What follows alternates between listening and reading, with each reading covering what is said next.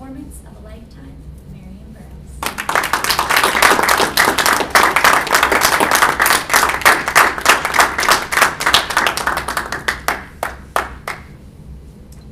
When a new mama holds her baby for the very first time, she checks to see 10 fingers, 10 toes.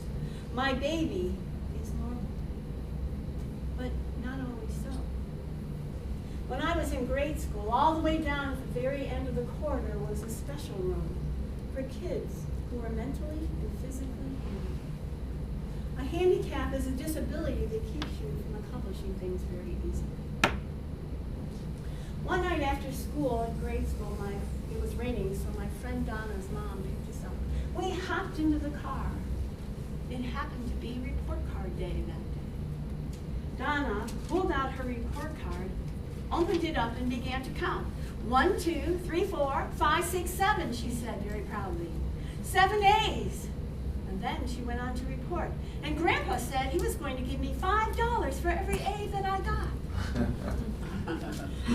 I sat in the back seat thinking, wow, that's a lot of money for a little girl, especially way back then. But I didn't dare say a word because I knew that my report card had some other letters of the alphabet. And that day I became aware that I have a handicap. Because you see, I studied, I went to class every day, I did my homework, but I wasn't as good as Donna. One day in class, we sat in a very big circle. We were going to read out loud.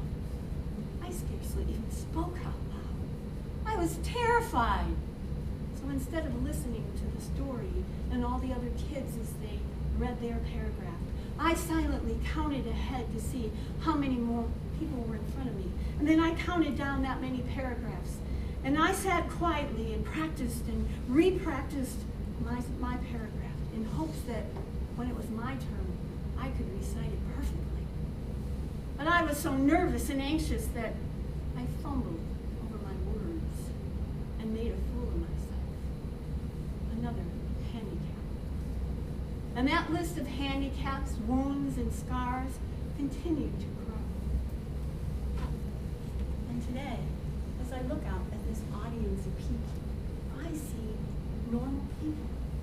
But my guess is that each and every one of you have your list of handicaps, wounds, and scars that keep you from living your life fully today. It's interesting how life unfolds. No, I didn't become a scholar, but I did become a skating coach and a director of a skate program. And after I taught for a number of years, a Special Olympic program came to the rink where I taught. I decided to give back my skills by helping with this program. As I began to work with these individuals, I became aware that they really weren't that different. I taught the same skills, and sure, it took them a little bit longer sometimes to learn. Or if they had a physical handicap, they weren't able to accomplish the skills quite as well. But as I worked one-on-one with these individuals, all the differences began to fade away. And all I saw was the next beautiful student in front of me. Each year, the athletes would practice for 9 months, and then we would take them to the Winter Games at Kent State University for a competition. One of the girls that I worked with for many years was Ellen. Ellen only stood about this high, and she had curly red hair. Our birthdays were close together, so we bonded. Ellen was going to be our very first figure skater. I remember that day so clearly, as she stood by the edge of the ring, waiting for her name to be called to skate her solo performance, dressed in her elegant skating dress. When her name was called, she stepped into the center of the arena and posed for her program. When the music began, Ellen skated the performance of a lifetime. That day, Ellen took home the gold. Oh, I was so proud of her. But moments before Ellen stepped down the ice, she and her fellow athletes recited the Special Olympic motto. Let me win. But if I cannot win, let me be brave and dumb. Amazing words. Something that we can all learn from. Because each of us, only one person can get the goal. But does that discount anyone else that stepped forward in their life and became better than they were yesterday?